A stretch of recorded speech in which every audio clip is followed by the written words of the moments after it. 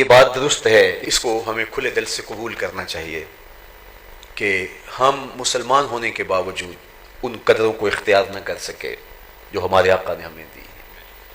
ہم تو تانبے پہ نظر جمائے ہوئے ہیں اور چاندی وہ لوگ لے گئے. جو بھی محنت کرے، ایک وہ زمانہ بھی تھا کہ شارلمان اس کے لارڈز ابھی دستخط کرنے کی مشق سے گزر رہے تھے، ابن حزم کے قلم سے 1000 کتابیں نکل چکی تھی. وہ زمانہ بھی ہم نے دیکھا جب پیرس میں کیچڑ تھا اور بغداد عروس البلاد کہلاتا تھا. ہم نے وہ دور بھی دیکھا ہے جب وہ سواد آشنا بھی نہیں تھے، حرف آشنا بھی نہیں تھے، اور ہمارے منجم ستاروں پہ کمندے ڈالتے تھے. جب ہم محنت کرتے، خدائے زندہ زندوں کا خدا ہے، یہ اس کا اصول ہے، یہ اس کا ضابطہ ہے. یہ بات میں ضرور کہوں گا، خیر کی قدریں جہاں بھی ہیں، کسی کفر کے معاشرے میں بھی ہیں، لیکن وہ پھوٹتی میرے حضور کے قدموں سے ہی ہیں. چوکھٹ اسی سے ہی فیض اور نور اور روشنی پھوٹی ہے، اجالے یہی سے گئے ہیں، ورنہ انسان آج بھی زنجیروں میں جکڑا ہوتا. وہ کیسا سماج تھا کہ جب بیٹی کو زندہ درگور کر کے باپ آتا تھا تو معاشرہ اسے داد دیتا تھا کہ تو نے اپنی آبرو بچا لی ہے، تو نے اپنی عزت بچا لی ہے. اور یہ اتنا بڑا گھنونا جرم، قیامت کے دن سب سے پہلا سوال نماز کا ہوگا، لیکن سب سے پہلا فیصلہ قتل کا ہوگا. دوسرے لفظوں میں یوں کہہ لیجئے، حقوق اللہ میں سب سے پہلے نماز کا سوال ہوگا، اور حقوق العباد میں سب سے پہلا فیصلہ جو ہے وہ قتل کا ہوگا. اور قتل میں بھی وہ بچیاں جو زندہ درگور کی گئی، ان کا مقدمہ پہلے لایا جائے گا. قرآن بتاتا ہے وَإِذَا الْمَوْءُودَةُ سُئِلَتْ بِأَيِّ ذَنبٍ قُتِلَتْ، قبروں میں گڑی ہوئی بچیاں اٹھائی جائیں گی، اللہ کی عدالت ہوگی، ان کے ظالم باپ کٹہرے میں کھڑے ہوں گے. اللہ ان بچیوں سے پوچھے گا بِأَيِّ ذَنبٍ قُتِلَتْ، تمہیں قتل کیوں کیا گیا؟ اب ان بچیوں کو تو پتہ ہی نہیں ہمیں کیوں قتل کیا گیا. ابھی آنکھ کھلنے نہیں پائی تھی کہ بند کر لی گئی، زبان بولنے نہیں پائی تھی کہ نوچ لی گئی، زندگی کا پھول ابھی کھلا ہی نہیں تھا کہ مرجھا گیا. انہیں تو پتہ ہی نہیں ہمارے ظالم باپوں نے یہ قیامت کیوں اٹھائی، یہ غضب کیوں توڑا، ہمارے معصوم دامن پہ کون سا داغ دیکھا کہ ہمارے ظالم باپوں نے ہماری زندگی نوچ لی. کہتے ہیں گڑھا کھودتے تھے، تاریخ پڑھے، دل آج بھی خون کے آنسو روتا ہے. اور گڑھا کھود کر کے اس میں کھلونے رکھتے اور بچی وہاں بیٹھ جاتی اور کھلونوں سے کھیلنے لگتی اور وہ اوپر سے ریت ڈالتے، اور وہ بچی پہلے تو اس کو کھیل سمجھتی اور وہ اس کھیل میں خود شریک ہوتی، لیکن جب اس کے کندھوں سے اوپر تک ریت بڑھتی اور اس کی سانس دبنے لگتی، پھر اسے سمجھ آتی یہ کہانی کوئی اور ہے. پھر وہ معصوم اور ننھے ہاتھ جوڑ کے اپنے باپ سے زندگی کی بھیک مانگتی، لیکن ظالم سفاک باپ ریت ڈالتا اور یوں اس کی سسکیاں، اس کی آہیں، اس کی چیخیں، اس کے آنسو اس ریت میں دب جاتے. اور اس معصوم ننھی چڑیا کے لیے نہ کوئی موم بتیاں جلانے والے تھے، نہ کوئی اس کے لیے احتجاج کرنے والے تھے، اور نہ کوئی اس کی FIR کٹتی تھی. باپ کو بھی داد ملتی، ماں کو بھی داد ملتی، معاشرہ صفاق اس پہ ماتم کرنے کے بجائے اس پہ خوشیوں کا اظہار کرتا. پہلی آواز پورے عرب میں جو اٹھی اور بلند ہوئی وہ میرے حضور کی تھی. بیٹیوں کو قتل کرنے والوں سن لو، میری فاطمہ میرے جگر کا ٹکڑا ہے. یہ پہلی آواز تھی. یہ صرف کلمہ محبت ہی نہیں ہے، اس ظالمانہ سماج کے خلاف جو ہے وہ علم جہاد میرے حضور نے بلند کیا. میری بیٹی میرے جگر کا ٹکڑا ہے. اور کہا جو دو بیٹیاں، دو بہنیں اللہ کی رضا کے لیے پروان چڑھائے اور ان کا نکاح کر دے، قیامت کے دن وہ یوں میرے نیڑے ہوگا جس طرح یہ 2 انگلیاں کری. یہ جب میرے حضور نے فرمایا، مجمع سے ایک شخص کھڑا ہو گیا. حضور کیا جس کی 2 بیٹیاں نہیں ہیں اس کو یہ اعزاز نہیں ملے گا؟ کسی بیچارے کی 2 بیٹیاں نہ ہو، 1 بیٹی ہو، تو کیا اس کو یہ اعزاز نہیں ملے گا کہ وہ آپ کا ساتھ پائے؟ حضور نے فرمایا اسے بھی ملے گا. لیکن میں آپ کو دعوت فکر دیتا ہوں کہ اس سوال کے پیچھے کی کیفیت دیکھیے. اس کی 1 بیٹی تھی، کہاں بیٹیاں زندہ درگور ہو رہی ہیں اور کہاں 1 بیٹی والا کہتا ہے کاش کہ میری بھی 2 بیٹی. یہ تھا لایا ہوا میرے حضور کا نظام. رسول کریم نے فرمایا فاطمہ میرے جگر کا ٹکڑا ہے. سیدہ فاطمہ تو زہرا رضی اللہ تعالی عنہا کا یہ اعزاز کہ کائنات کی کسی اور عورت کو یہ اعزاز نصیب نہیں ہوا ہوگا. اور پھر حضور کے سبب سے انہیں جو مقامات رفیع نصیب ہوئے، کچھ لوگوں نے حضرت سیدہ فاطمہ تو زہرا رضی اللہ تعالی عنہا کی نسبت اور حضور کے ساتھ جو تعلق خاطر ہے اس کو بے فائدہ ثابت کرنے کی کوشش کی ہے. وہ حضور علیہ السلام کا فرمان کہ اے فاطمہ یہ نہ ہو کہ کل قیامت کے دن لوگ عمل لے کے آئیں اور تم یہ کہتی ہوئی آؤ کہ میں محمد کی بیٹی ہوں. تو اس کا یہ مطلب ہرگز نہیں ہے جو نکالا گیا ہے کہ نبی کی نسبت فائدہ نہیں دیتی. یہ تو انہیں تلقین کی گئی ہے جب تم شہزادی ہو رسول اللہ کی تو تمہارے عمل بھی دوسروں سے زیادہ ہونے چاہیے.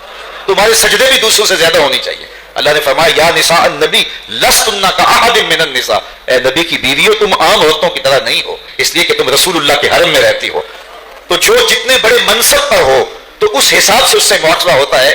آپ یہاں بیٹھے ہیں تو آپ کے بیٹھنے کے تقاضے اور ہیں، میں ممبر رسول پہ بیٹھا ہوں تو میرے بیٹھنے کے تقاضے اور ہیں. تو جو جس مسند پہ بیٹھے گا اس کے تقاضے ہوں گے. ان تقاضوں کی طرف توجہ دلاتے ہوئے کہا کہ فاطمہ ایسا نہ ہو کہ کل قیامت کے دن لوگ عمل لے کر آئیں اور تم یہ کہتی ہوئی آؤ کہ میں رسول اللہ کی بیٹی ہوں. تو یہ تلقین کی گئی کہ عمل کی طرف راغب ہو، لیکن لوگوں نے اپنی دانش کے مطابق اس کا دوسرا معنی لے لیا. لاہور میں ایک اجتماع تھا، میں بھی وہاں موجود تھا، تو ایک صاحب نے کہا لوگوں عمل کر لو، عمل نبی تو سکی بیٹی کو بھی نہیں بخشوا سکتا. اور یہ روایت اس نے پیش کی. لوگ میری جانب دیکھنے لگے تو میں نے اشارے سے کہا کہ آپ رکیں، اس کے بعد میں نے کچھ کہنا ہے. اور میں دل ہی دل میں دعا مانگتا رہا، مالک میری زبان پہ کوئی ایسا جملہ تو رکھ دے کہ اس کی ساری تقریر بے اثر ہو جائے. میں نے تیرے رسول کی بیٹی کے حوالے سے کچھ کہنا ہے. تو خیر جب بات آئی تو میں مائک پہ آیا تو میں نے خطبے کے بعد کہا کہ ابھی آپ نے سنا کسی کہنے والے نے کہا کہ عمل کرو، نبی تو سکی بیٹی کو بخشوا نہیں سکتا. میں نے کہا میاں تم اس کی بات کرتے ہو جو سکی بیٹی کو بخشوا نہیں سکتا، اور ہم اس کے قصیدے پڑھتے ہیں جس نے کہا فاطمہ تو جنتی عورتوں کی سردار ہے. اور بیوی ہونے کے ناطے سے حضرت فاطمہ تو زہرا رضی اللہ تعالی عنہا کی زندگی کو اگر دیکھیں تو مولا کائنات سے سنیں، فرماتے ہیں ساری زندگی فاطمہ نے مجھے شکایت کا موقع نہیں دیا. اللہ اکبر. اپنے شوہر کی رضا میں مولا کی رضا ڈھونڈنے والی فاطمہ.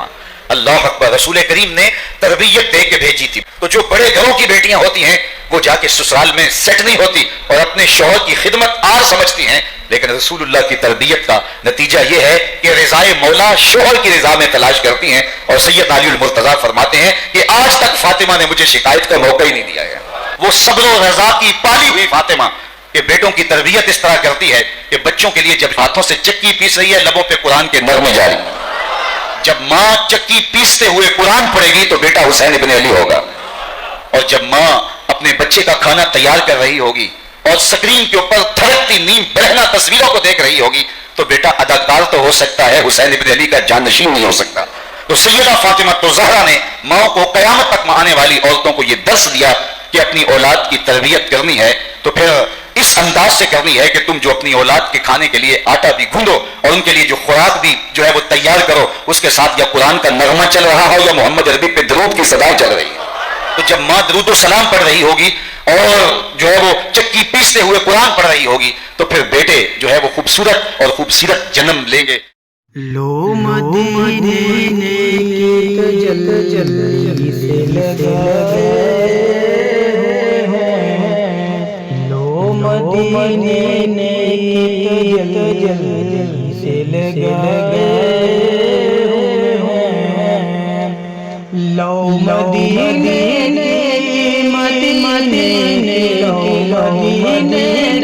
کی تجلی سے لگے ہوئے ہیں، دل کو ہم لے انہار بنانے ہیں، دل کو ہم لے انہار بنانے ہیں. کشتیاں اپنی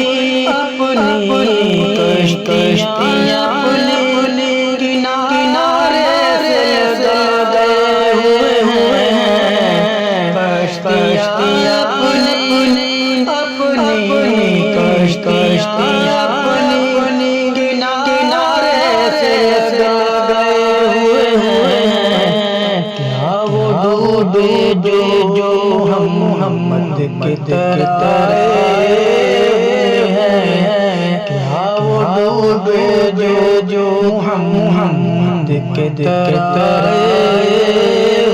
ہیں. نام آنے سے نام آنے سے ابو بکر عمر لب نام آنے سے نام آنے سے ابو بکر عمر لب تو بگڑ گیا ہے پہلے سلائے تو بگڑ گیا ہے پہلے رسول